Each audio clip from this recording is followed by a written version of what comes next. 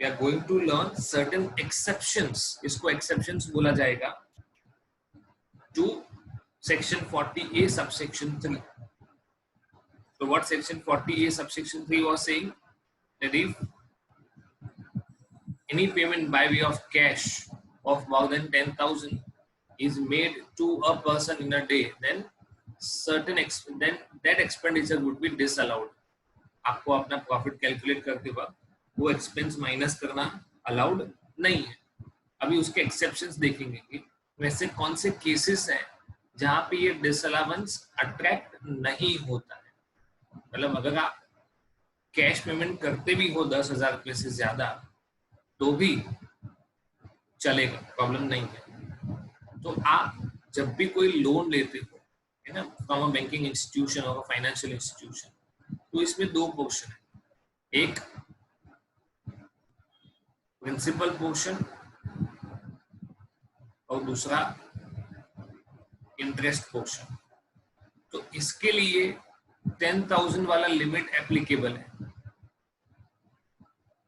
Reason क्या है कि इंटरेस्ट हमारा एक्सपेंडिचर है. तो एक्सपेंडिचर के रिलेशन में क्लियर है कि 10,000 रुपए से ज्यादा कैश पेमेंट नहीं कर सकते एक दिन में. प्रिंसिपल के लिए लिमिट एप्लीकेबल नहीं है. मतलब आप अपना जो भी लोन अमाउंट है वो by way of cash discharge कर देते हो. आप अपनी लोन की लायबिलिटी कैश से डिस्चार्ज कर देते हो तो भी कोई प्रॉब्लम नहीं है. Okay. Second thing is payment made bye commission agents. Commission agent का मतलब क्या होगा कि अगर कोई भी पर्सन थर्ड पार्टी के पास से गुड्स लेता है, बट गुड्स लेने का मतलब पोजेशन लेता है, ओनरशिप नहीं, मतलब वो परचेज नहीं करता है. ऐसा हमने कंसाइनर कंसाइनी में सीखा था कि कंसाइनर ने कंसाइनी को गुड्स भेजा था, बेचा नहीं था, है ना. तो इन दैट केस क्या होगा कि कंसाइनी गुड्स परचेज नहीं कर रहा है, मतलब वो उसका एक्सपेंस नहीं है. वो क्या करेगा, अपने पास गुड्स रखेगा और पॉसिबल होगा तो आगे सेल करेगा. ये सेल करके उसके पास जो भी पैसा आया वो किसको पे करेगा, कंसाइनर को, after deducting certain expenditure and commission. Okay.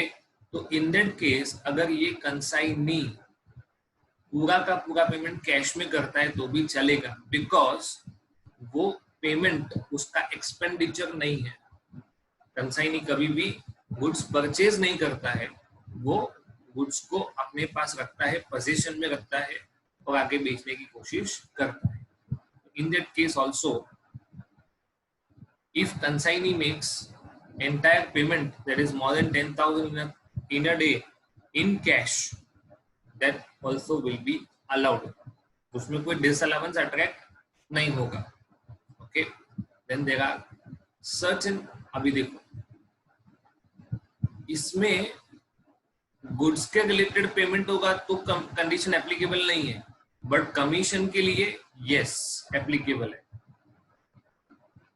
Consignor अगर कंसाइनी को कमीशन का पेमेंट करता है और 10,000 रुपए से ज्यादा कैश में पेमेंट करता है तो वो डिसअलाउंस अट्रैक्ट होगा, क्योंकि कमीशन कंसाइनर के लिए एक एक्सपेंडिचर है. ओके. तो गुड्स के पेमेंट के लिए एप्लीकेबल नहीं होगा, बट कंसाइनी को जो कमीशन मिलेगा उसके लिए एप्लीकेबल होगा. यहाँ पे एक रूल दिया हुआ है 6DD, जिसको लोग नॉर्मली एक ही चीज के साथ रिलेट करके पढ़ते हैं, agricultural activities, but there are not many things. Okay. तो यहाँ पे आपको अगेन एक पूरा लिस्ट दिया हुआ है जिसमें ऐसा बोला हुआ है कि अगर आप किसी भी पर्सन को एक दिन में 10,000 रुपए से ज्यादा पेमेंट करते हो तो वो अलाउ होगा. ओके. पढ़ते हैं. Quite logical. सबसे पहला part where the payment is made to. इसमें आप जहां कहीं पे भी दिखोगे एक कॉमन चीज आपको दिखेगा. है ना, any primary agricultural credit society, this is also like a bank.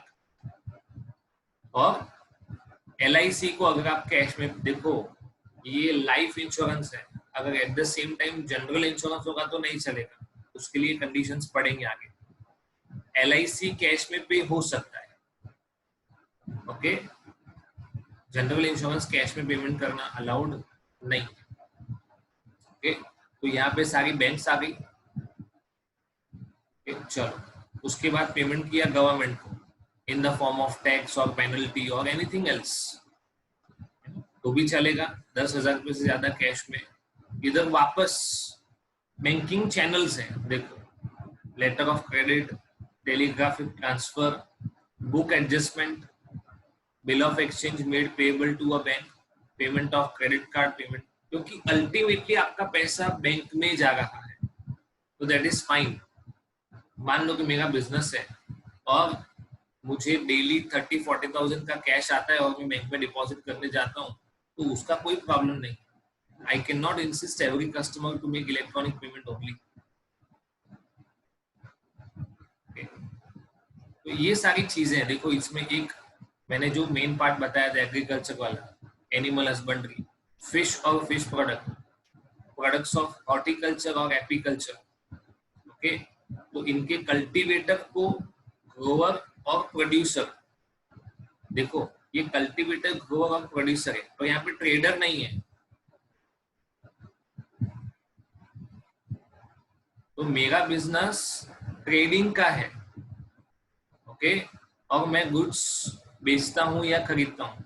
जब ये ट्रेडर फार्मर को पेमेंट करेगा 10,000 रुपये से ज्यादा, दैट इज कल्टीवेटर, प्रोड्यूसर को पेमेंट करेगा 10,000 से ज्यादा चलेगा। बट यही ट्रेडर अगर किसी दूसरे ट्रेडर को पेमेंट करता है, भले वो एग्रीकल्चर प्रोड्यूस हो, पर एट दैट टाइम 10,000 रुपये से ज्यादा नहीं, लेस देन और इक्वल टू 10,000 ही कैश में पेमेंट चलेगा। उससे ज्यादा किया तो डिसअलाउ, ओके।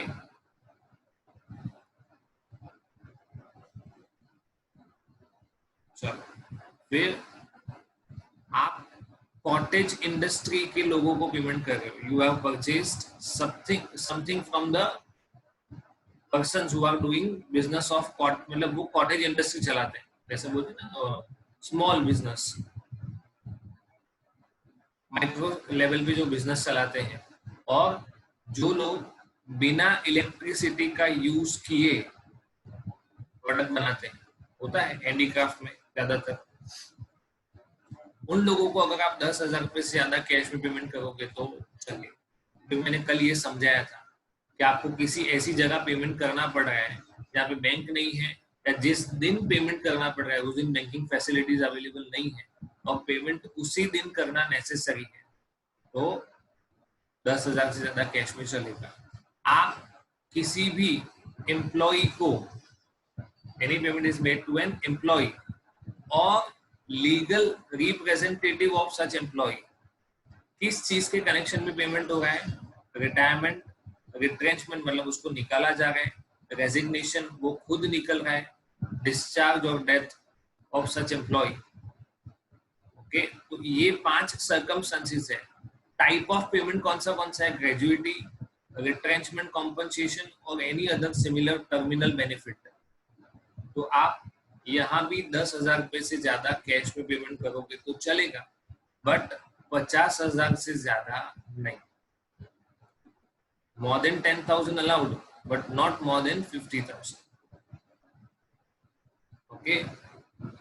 चलो, कोई एम्प्लॉय अगर शिप पे काम करता है और कंटिन्यूअस 15 डेज के लिए या उससे ज्यादा दिनों के लिए वो अपनी नॉर्मल प्लेस ऑफ ड्यूटी से दूर या किसी शिप पे है जहां पे उसका बैंक अकाउंट नहीं है, तो उसको भी आप कैश में पेमेंट कर सकते हो। किसी ऐसे दिन पेमेंट किया जब बैंक का हॉलीडे या स्ट्राइक है, okay. Payment made by principal to his agent, okay, और ऑथराइज्ड डीलर और money changer against purchase of foreign currency, then in that case आपको 10,000 वाला जो लिमिट है वो एप्लीकेबल नहीं होगा. These are the certain circumstances where the limit of 10,000 would not be applicable.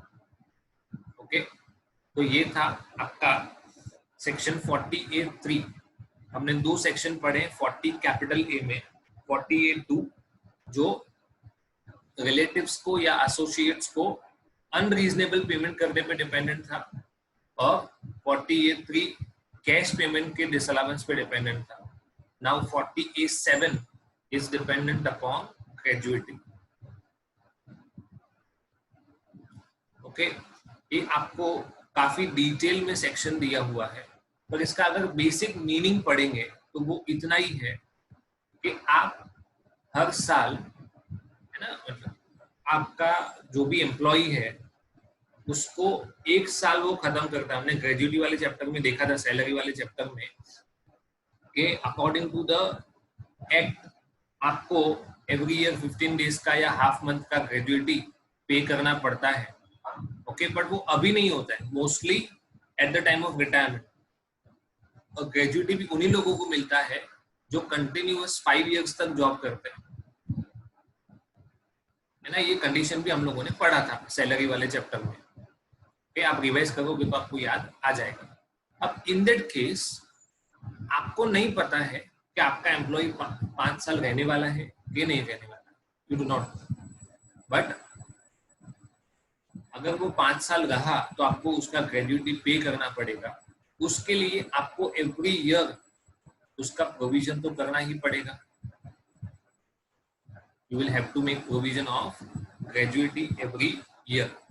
चलो, तो यहाँ पे कंडीशन ये है कि सिर्फ प्रोविजन किया तो नहीं चलेगा. प्रोविजन करने के बाद जितनी भी अमाउंट का आपने प्रोविजन किया है, से फॉर एग्जांपल आपने सारे एम्प्लॉइज का मिला के 3 लाख रुपए प्रोविजन कर दिया.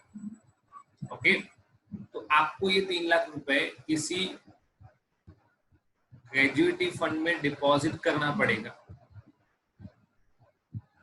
या तो इस चीज के रिलेशन में किसी भी इंश्योरेंस कंपनी के पास से इसका इंश्योरेंस लेना पड़ेगा. इंश्योरेंस क्यों लेना पड़ेगा? कभी भी कोई एम्प्लॉय छोड़ के गया तो हम नहीं पे करेंगे, इंश्योरेंस कंपनी उसको पे कर देगा. सिंपल. तो या तो आपको किसी ना किसी ग्रेजुएटी फंड में वो पैसा डिपॉजिट करना पड़ेगा, या तो इंश्योरेंस लेना पड़ेगा. मतलब सिर्फ प्रोविजन करने से नहीं चलेगा, ग्रेजुएटी फंड में वो पैसा डिपॉजिट भी करना पड़ेगा, तो आपको डिडक्शन मिलेगा, अदरवाइज नहीं मिलेगा. सिर्फ प्रोविजन किया तो देखो लिखा हुआ है, किस चीज को डिसअलाउ करें हम लोग? प्रोविजन को ना. whenever the employee retires, okay, मतलब उसने हमारे बिजनेस में 15 साल 20 साल काम किया और उसके बाद वो परमानेंटली रिटायरमेंट ले रहे हैं, या तो हमारे बिजनेस में 5 साल से ज्यादा काम करने के बाद वो कहीं और जॉब करने चला जाता है, तो तब भी ग्रेजुएटी तो पेएबल हो ही जाता है, क्योंकि 5 साल का जो कंडीशन था वो उसने फुलफिल कर दिया. इन दैट केस अगर उसको हम ग्रेजुएटी का पेमेंट करते हैं, से फॉर एग्जाम्पल जो एम्प्लॉय छोड़ के जा रहा है उसको 2,30,000 हम लोगों ने ग्रेजुएटी का पेमेंट किया. Okay, now this expenditure would not be allowed. ऐसा कैसे पॉसिबल है सर? आपने बोला था अलाउड है. ऐसा नहीं. जब आपने प्रोविजन किया था और वही प्रोविजन को आपने ग्रेजुएटी फंड में डिपॉजिट कर दिया था, मतलब आपको तब डिडक्शन मिला था, तो आपने उसी फंड में से पेमेंट किया होगा ना. जो पैसा आपने इन लोगों के लिए कहीं ना कहीं डिपॉजिट किया हुआ है, तो उसी फंड में से पेमेंट किया होगा. तो जब वो पैसा इस फंड में गया था तब आपने उसका डिडक्शन क्लेम किया था. अब वापस उसी फंड में से पेमेंट कर रहे हो तो दूसरी बार आपको डिडक्शन नहीं मिलेगा. You will not be able to. Okay, this is what the section 40A subsection 7 says about it. Okay, last is section 40A(9). Okay, अगर किसी भी अप्रूव्ड ग्रेजुएटी फंड तो आपने ऊपर पढ़ा, इसके सिवाय एम्प्लॉय के वेलफेयर के लिए कोई भी फंड बनाया जा रहा है जो अप्रूव्ड वेलफेयर फंड है, और उसमें एम्प्लॉयर कंट्रीब्यूट करता है और सही मायने में वो एम्प्लॉइज के बेनिफिट के लिए बनाया गया है. Any other fund which is an approved fund which is made for the benefit of employees, उसमें एम्प्लॉयर कंट्रीब्यूट करता है और ऐसा इंश्योर करता है कि इस फंड का एक एक रुपया एम्प्लॉइज के बेनिफिट के लिए ही जाना चाहिए, तो कोई प्रॉब्लम नहीं है. प्लीज बी क्लियर, तो कोई प्रॉब्लम नहीं है. बट अगर जेन्युइनली बेनिफिट एम्प्लॉइज को अगर फ्लो ना होता हो, तो जो कंट्रीब्यूशन एम्प्लॉयर ने किया है, कोई भी फंड हो या ट्रस्ट हो, वो डिसअलाउ हो जाएगा. मतलब वो एज एन एक्सपेंडिचर आपको क्लेम करने नहीं मिलेगा. सिंपल चीज है. अलाउ कब होगा? जब जेन्युइन बेनिफिट एम्प्लॉइज को मिलेगा. तो अगर एम्प्लॉइज को बेनिफिट नहीं मिला तो नॉट अलाउड. सिंपल. ये वाला लाइन पढ़ लेना. और ये जो सेक्शंस हैं, तो मैंने आपको पहले सेक्शन 36 में पढ़ाए हुए हैं, तो वापस से एक बार खाली चेक कर लेना, तो आपको पूरा सेक्शन क्लियर हो जाएगा.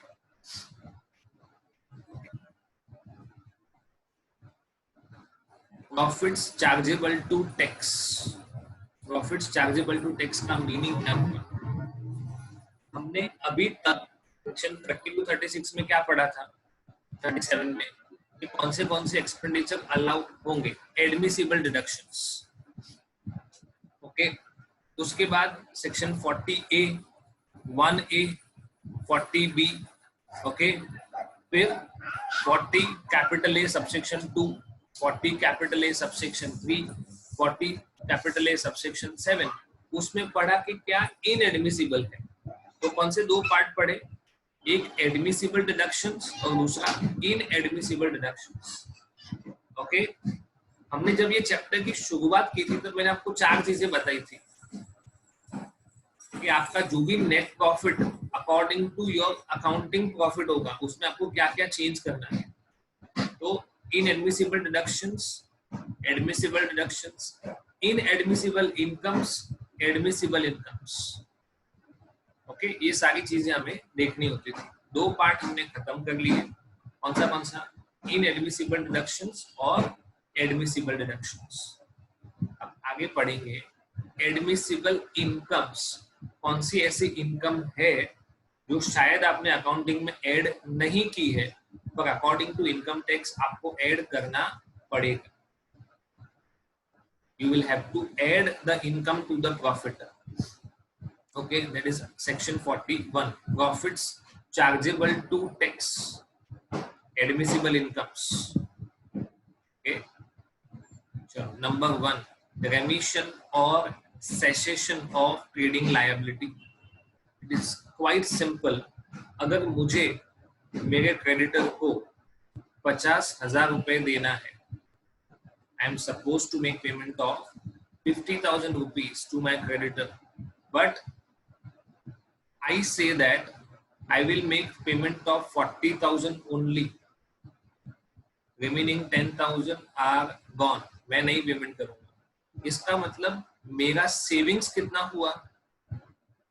10,000. अभी इसको थोड़ा सा आगे लेके जाके सोचो, फिर मतलब पास्ट में, कि मुझे क्रेडिटर को 50,000 रुपए क्यों देना पड़ रहा है? या तो मैंने उसके पास से गुड्स लिया होगा, या तो सर्विसेज ली होगी, या कोई एसेट लिया होगा. तो मैंने वो चीज एज एन एक्सपेंस तो क्लेम किया ही होगा. परचेज में लिखा होगा कि मैंने इसके पास से गुड लिया है या सर्विसेज ली है. तो that was claimed as an expenditure, but I am making payment of 40,000 only. It means my expenditure should have reduced by 10,000. Expenditure कम होगा, इसका मतलब इनकम बढ़ेगा. ओके. इसको बोलते हैं रेमिशन. हमने इंडियन कॉन्ट्रैक्ट एक्ट में पढ़ा था. Okay. To remit means to accept a lesser amount और to pay a lesser amount. Payment करने वाले के पॉइंट ऑफ व्यू से सोचेंगे तो वो कम पे करेगा, रिसीव करने वाले के पॉइंट ऑफ व्यू से सोचेंगे तो वो कम रिसीव करेगा। या तो ऐसा पॉसिबल हो कि मुझे किसी को 20,000 देना है और मैंने एक भी रुपया नहीं दिया, या तो उसने बोल दिया कि मुझे पैसा नहीं चाहिए, रहने दो, मतलब मेरा ट्रेडिंग लायबिलिटी सीज हो गया, खत्म। In any case, in the first case I am saving 10,000, in the second case I am saving 20,000, so it would be considered as an income from the income tax point of view.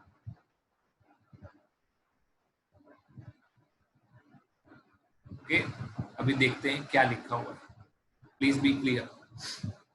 Suppose an allowance or deduction has been made in any assessment year in respect of loss, expenditure or trading liability incurred by A.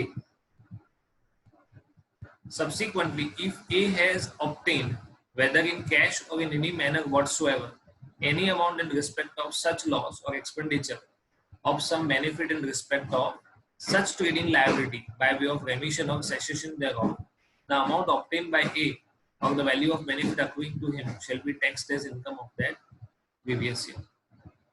Okay, एक part ये पढ़ा, दूसरा part क्या है कि अगर ए business कर रहा है और ए को किसी से पैसा लेना था पर उस रिलेशन में उसको बैड डेट हो गया, तो उसने in that particular financial year bad debt claim किया होगा in the profit and loss account.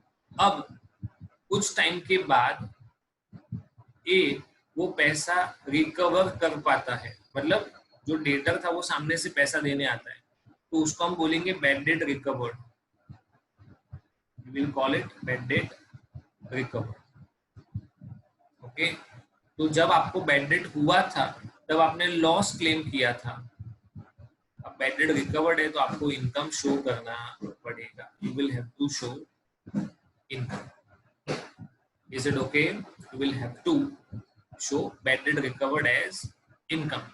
अब सिचुएशन ये है, it is not necessary that the year in which recovery takes place your business is in existence। आपका business existence में नहीं होगा तो भी ये रिकवरी को हम बिजनेस इनकम ही मानेंगे, it will be considered as business income only. Okay, चलो, अगर ऐसा हुआ कि एज ऑफ नाउ ए को लॉस हो रहा है, ओके, और ए का बिजनेस सक्सीड कर लिया उसके लीगल रिप्रेजेंटेटिव ने, ए के बाद ये बिजनेस किसका हो गया? उसके लीगल रिप्रेजेंटेटिव का। या तो ए का बिजनेस मर्ज हो गया, okay, in that case position क्या होगा?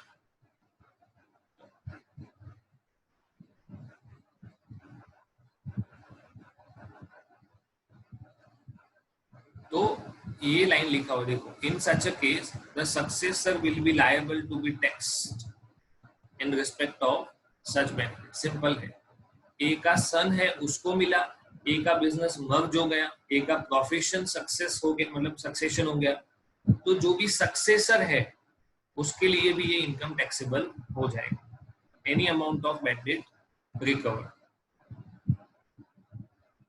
ओके, चलो आगे बढ़ते हैं। बैलेंसिंग चार्ज ये पढ़ा था, कहीं ना कहीं याद हो तो। Sale of capital asset used for scientific research, recovery of bad debt subsequently, है ना, ये पॉइंट हमने ऑलरेडी देख लिया। बैलेंसिंग चार्ज का मतलब क्या था कि अगर आपकी WDV से ज्यादा आपको सेल प्राइस मिले एसेट्स का, है ना, आपका सेल प्राइस मिला आपको 10 लाख, आपका WDV था 7 लाख, सारी एसेट्स का मिला के, then ₹3 lakh would be considered as balancing charge।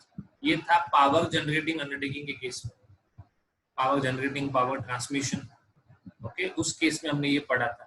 दो चीजें, टर्मिनल डेप्रिसिएशन और balancing charge. Terminal depreciation is nothing but loss and balancing charge is nothing but profit. या तो आपने कोई भी एसेट साइंटिफिक रिसर्च के लिए यूज किया, उसके बाद आप उसको डिस्पोज ऑफ करते हो, डिस्कार्ड करते हो, किसी और पर्पस के लिए यूज करते हो, तो उससे अराइज होने वाला बेनिफिट भी आपको टैक्सेबल होगा। It will be charged as business income. Number 3, brought forward losses of defunct business. In cases where a receipt is deemed to be profit of a business under Section 41 relating to a business that had ceased to exist, business बंद हो गया, and there is an unabsorbed loss, not being a speculation loss, okay, it would be set off against income that is chargeable under this section even after the expiry of 8 years. आपने अपना business बंद कर दिया, continuous loss हो रहा था, you ceased your, you close down your business. ये जो लॉस हो गया बिजनेस, उसका नॉर्मली आप लॉस 8 इयर्स तक कंटिन्यू कर सकते हो। ओके, उसके बाद ये वाइप ऑफ हो जाएगा, राइट ऑफ हो जाएगा। Now in respect of this business there were certain amounts which were not recovered at that time। जब ये बिजनेस बंद किया तब कुछ अमाउंट का रिकवरी रह गया था, अब ये पैसा आ रहा है, तो बट ऑब्वियस है अब वो पैसा आएगा तो वो टैक्सेबल होगा।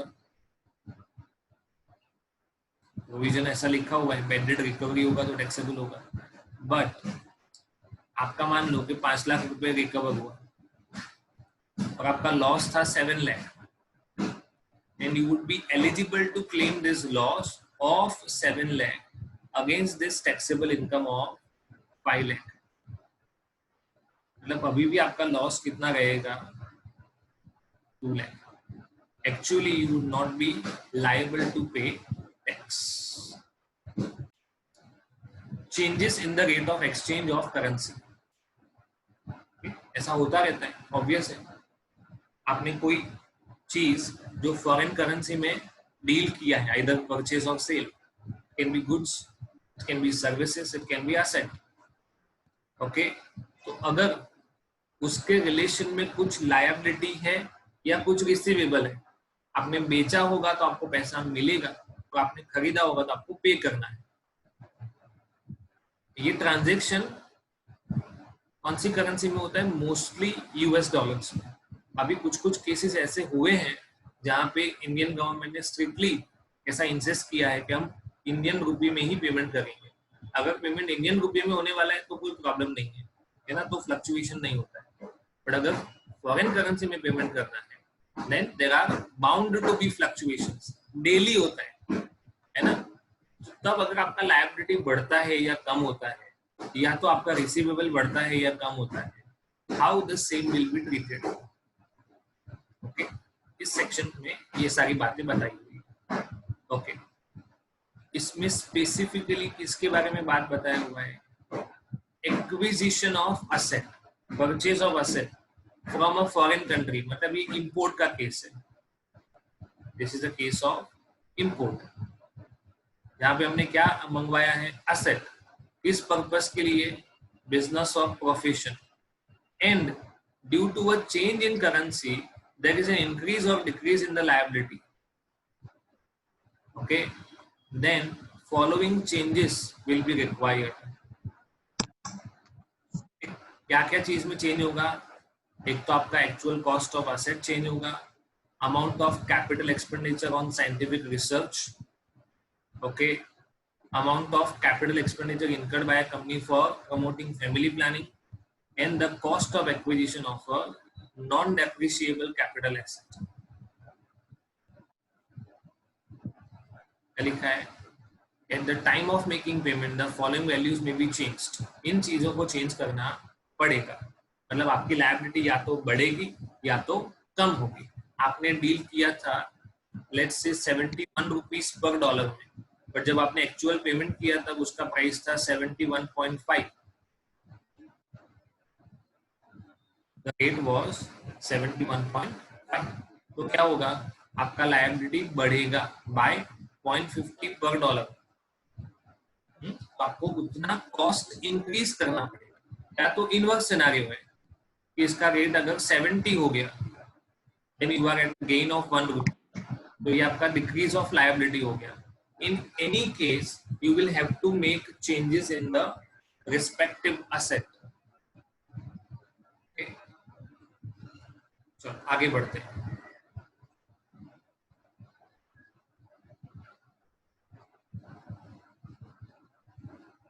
ये पॉइंट नंबर 2 है, वो सब्सिडी की बात करता है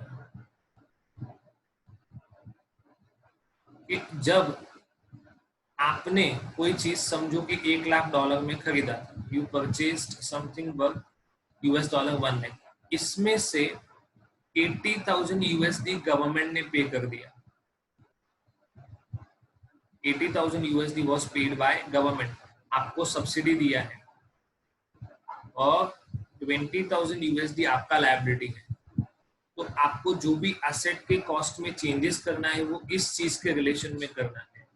आपका कॉस्ट ये भी नहीं होगा और ये भी नहीं होगा, your cost will be this. तो आपको ये वाला पार्ट इग्नोर करना है जो किसी भी अलग अथॉरिटी ने पे कर दिया हो आपके बिहाफ पे।